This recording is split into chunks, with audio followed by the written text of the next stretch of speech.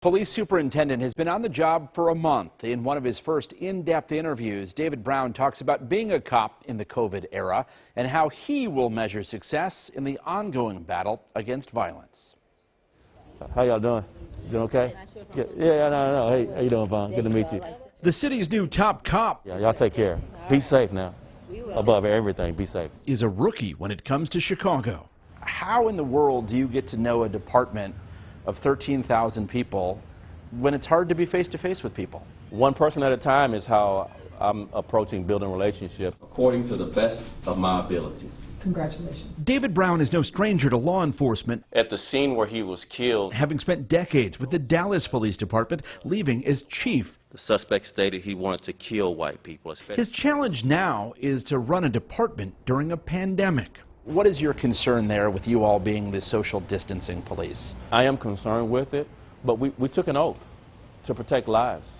In today's environment, that means from the virus. It also means from shootings and murders and robberies. Brown takes over as murders are up 12% this year compared with last. Shooting incidents are up 20%. We don't see the police enough. A guiding principle, making officers more visible in the communities they serve.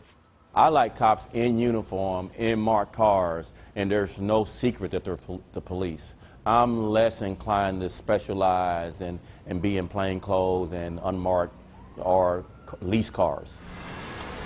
On the hot button issue of shifting officers from relatively safe communities to ones plagued by crime, Brown says it's not a long-term solution. Taking from one area to another, I don't like that idea. Sometimes we're pushed in a corner when we have increased violence in the short term, but long term, we don't want to do that.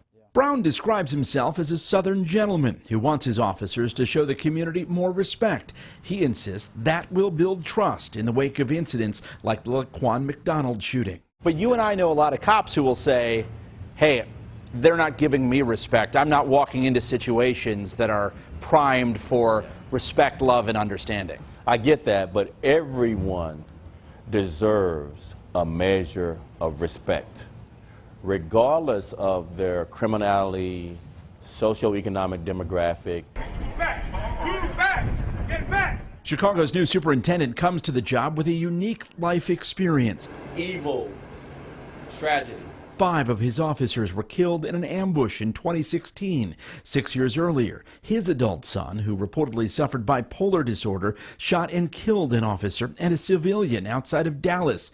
There was a shootout, and David Brown Jr. was killed. I'm a different person than I was before my personal tragedy, along with my professional tragedies, having buried 5 officers in one incident back in 2016. So I have this in my DNA, this deep empathy for people who have gone through tragedy, both in the community and in the policing profession.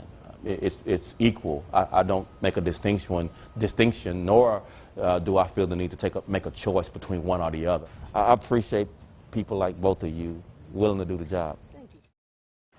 I asked Brown what success will look like at the end of his run as police superintendent. He said if there are historic lows in violent crimes and there is trust established with the community, it will be mission accomplished. Yeah. It seems very personable, right, as he was talking to some of the officers and talking to you. He is, and he says transparency is his hallmark, and he plans to take that same approach with whether it's fellow police officers, community members, or activists. Okay.